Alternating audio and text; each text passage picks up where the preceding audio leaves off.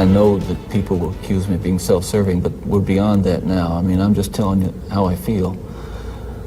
But through God's help, I have been able to come to the point where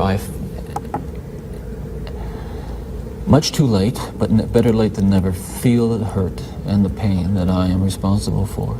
Yes, absolutely.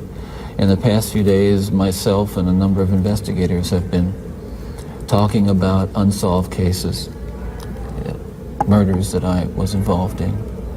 And it's hard to talk about all these years later because it revives in me all those terrible feelings and those thoughts that I have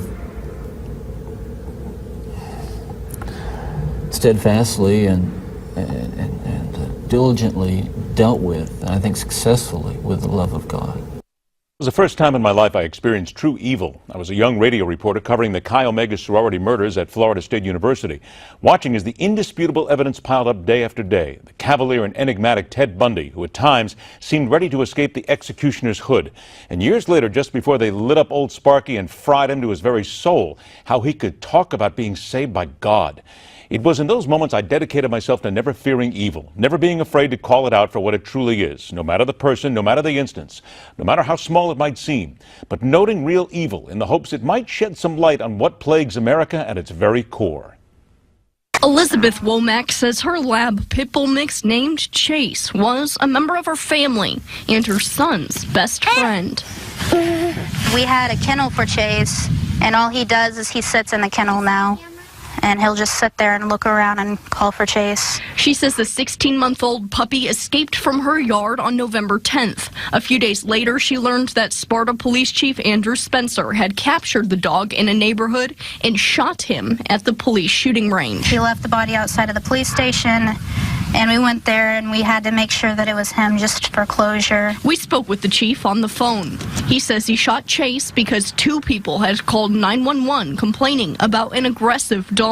Spencer says he responded and saw that the dog was trying to bite people. He says at the same time he was called to a rollover car crash, so he decided to kill the dog before responding to the higher priority call. The only reason our dog would charge at anybody would be to play.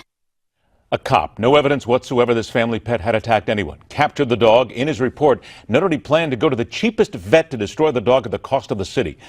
When he got bored with trying to just be human, he took Chase to a firing range and gunned him down, then lied to the family when asked about their dog, buried him in a sludge field, and only after feeling the heat, he dug the animal up and for them to come by the station, pick up the body.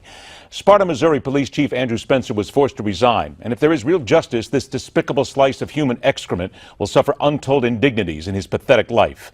Let's consider the young boy who will one day be hardened when told how a local cop shot his dog for no other reason than expediency and convenience.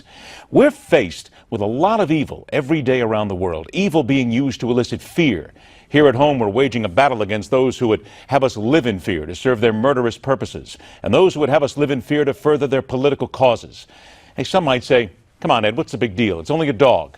Ted Bundy was raised by his grandparents, watching plenty of times when his sadistic grandfather beat the family dog mercilessly. True evil begets more evil, whether you're the person committing the act or the one who uses it for their own purposes. Wearing a badge or seeking public office. That's my opinion, telling it like it is. Rock on, true believers. Thanks for joining us. We'll see you tomorrow night, right back here on The Hardline.